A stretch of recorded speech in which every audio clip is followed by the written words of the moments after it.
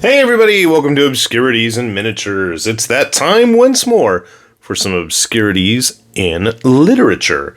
So we are nearing the end of the year, and I actually had some time off, and the family and I all went to go see the new Miyazaki movie, The Boy and the Heron. I can't remember the Japanese title, which actually made a bit more sense. And I thought, what would be a more fitting book than to actually go and dig up some of the obscure Miyazaki stuff. And this isn't the book that I originally thought I was looking at.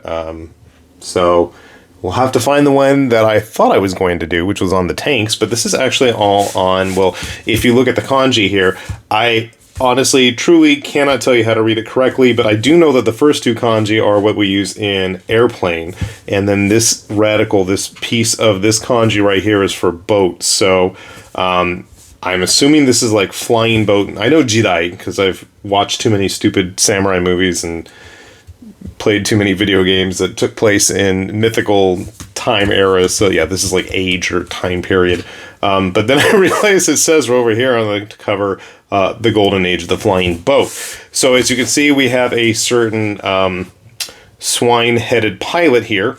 And as you may have guessed, this is actually Miyazaki's designs and sketches for when Porco Rosso came out. Now, I have some family members that Porco Rosso is one of their absolute favorite Ghibli movies. So I want to say that's why one of us ended up with this book.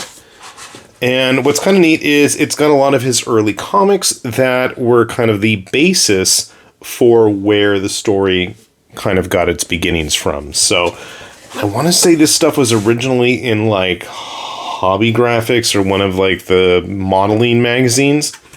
I could be wrong, and I know there was plenty of other Miyazaki designs and sketches and comics that were running in those magazines. So it is kind of nice to see some of his classic work, especially stuff that I want to say he was actually coloring himself.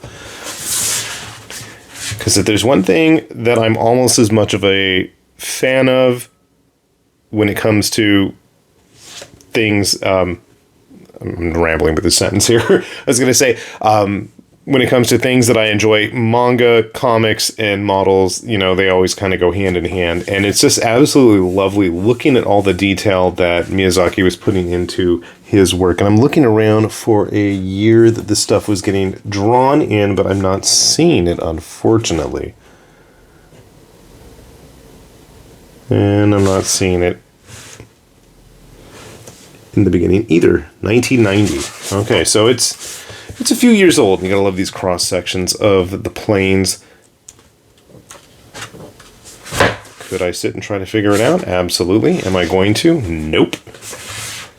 Now, I don't think he built these dioramas, but there are plenty of other planes in this book that Miyazaki did build. He was a big nerd once upon a time in his younger days. My son was not really interested in The Boy and the Heron, but actually wanted me to dig out my old Nausicaa books. And I want to say that Nausicaa was probably one of the very first Japanese comics that I remember picking up in collected, you know, volumes. Those old softcover books from Viz. That was a while ago. I've got multiple editions in both English and in Japanese of Nausicaa at this point. He was kind of blown away that, wow, Miyazaki drew all this? Yep. Personally, I was always a bigger fan of his tanks, but it is kind of cool to see where he was getting all these ideas and what he was doing with these.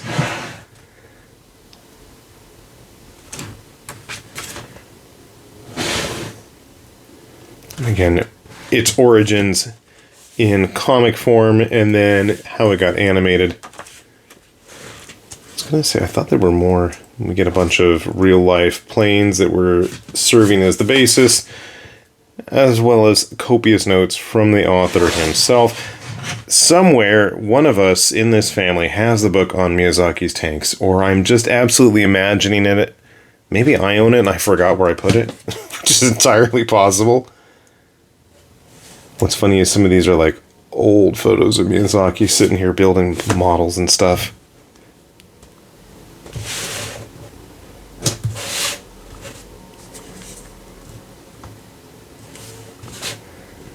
He's got hair and he doesn't have a beard. It's hard to imagine him like that these days.